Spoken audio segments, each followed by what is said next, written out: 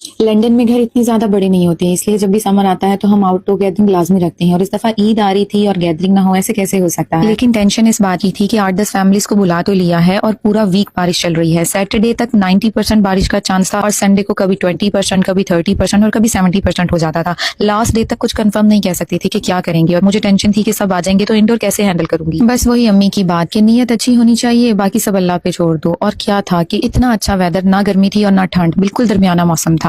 हम सब ने वन डिश प्लान किया था ताकि किसी एक पे बर्डन ना पड़े। अब सब वन वन डिश कर रहे थे तो मैंने कहा मैं कोरमा, पुलाव और विंग्स बना लेती हूँ। ये तीनों चीजें मुझे बड़ी आसान लगती हैं बनाना। खैर कोरमा तो सबको इतना पसंद आया। कोरमा और विंग्स को मसाला मैंने लगा लिया था। वैसे तो संडे को सबका ऑफ होता है, लेकिन मेरा ऑफ नहीं होता क्योंकि मेरी जिम में क्लासेस होती हैं और जिम संडे को भी ऑन होती है। इसलिए जब वापस आई तो टाइम बहुत कम था, इसलिए जल्दी जल्दी से जो पकाने वाली चीजें थी वो रखी और उसके बाद ही खुद को रेडी किया। ये इतना प्यारा ड्रेस मुझे शाहपोश वालों की तरफ से आया था। इसका कलर, इसकी एम्ब्रॉयडरी मुझे इतनी पसंद आई। खुद को रेडी करने के बाद मैं फटाफट किचन में आई और मैंने कहा यखनी चढ़ा देती हूँ। लैम हो या बीफ हो, यखनी सेम तरीके से ही बनाती हूँ। इसलिए सारे के सारे गरम मसाले ऐड किए, प्याज काट के डाला, जिंजर गार्लिक ऐड किया, हरी मिर्चें ऐड की और योगर्ट में शान का बना बनाया जो पुलाव मसाला आता है वो ऐड करके इसकी यखनी चढ़ा दी। आई नो बोल छोटा है और गोश्त ज्यादा है, लेकिन ये इलेक्ट्रिक कुकर है ना, इसमें पानी खुश्क होता ही नहीं है। और इसमें जितनी लिमिट थी ना उतना ही मैंने डाल दिया क्योंकि मेरे पास टाइम नहीं था 2 दफा में चढ़ाने का, तो एक ही दफा में कर दिया। अब विंग्स को मसाला लगाया था वो एयर फ्राई में रख दिया क्योंकि ये 2-3 दफा में जाने थे। ज्यादा विंग्स थे तो एक ही दफा में सारे ऐड नहीं कर सकती थी। अब जितनी देर में यखनी और विंग्स बन रहे थे मैंने जल्दी से सैलेड और रायता भी बना दिया। और अब 1 बजे का टाइम था, 1 से 1:30 नहीं किसी ने बजाना था, 1:05 में सबने यहाँ होना था। मुझे याद आया कि यार यूके है, सब टाइम पे ही आ जाएंगे, तो जल्दी जल्दी से काम को फारिग करो। और हाथ तेजी तेजी से चल रही थी, अभी पुलाव का मसाला ही बना रही थी कि इतने में एक फैमिली तो आ गई। अभी हम बातें ही कर रहे थे तो बाकी सब लोग भी आना स्टार्ट हो गए। लेकिन अल्लाह का शुक्र है यहाँ पे ना आते साथ हेल्प स्टार्ट हो जाती है। आंटी ने तो फटाफट पुलाव हाथ से मेरे लिया और कहती है तुम बाकी काम समेटो, मैं करती हूँ, इसको देखती हूँ। तो इतनी ईजी हो जाता है ना। अभी नान और ड्रिंक्स नहीं आए थे तो मैंने कहा चलो जी इस चीज का फायदा उठाते हैं, पुलाव को दम पे लगाते हैं। और फिर मैं बाहर आ गई। हर तरफ इतनी चहल पहल थी, रौनक लगी हुई थी और मेरा तो देख देख के दिल खुश हो रहा था। और इन मौकों पे ना हम अपनी ट्रेडिशनल कमीज शलवार पहनते हैं और सबके हस्बैंड भी कमीज शलवार पहन के आए थे। हस्बैंड तो हस्बैंड, सब बच्चों ने भी कमीज शलवार पहनी थी। मुझे इतना अच्छा लगा। मोहम्मद मेहदी को भी देख के ना उस्मान ने उन्हें सुबह सुबह ही रेडी कर दिया हुआ था दोनों को। और उन दोनों को तो रौनकें इतनी पसंद है, वो तो इस चीज का कहते हैं मामा हर डे ही रखा करो। अब डिश आउट की बारी थी तो मैंने जल्दी जल्दी से चीजें डिश आउट की। हल्की हल्की सी ठंड थी तो खाना ठंडा ना हो जाए इसलिए जल्दी जल्दी खाना लगाया और हर चीज टेस्टी थी। जो बंदा जो चीज लेके आया हुआ था सब कुछ बहुत मजा आया। खैर हम सब ने मजे से बैठ के खाना खाया और मैंने सबको ये बात कह दी थी कि रात के 10 बजे तक रोशनी रहती है तो कोई भी अब जल्दी ना करे जाने की। खैर हमने बाद में गेम्स खेली।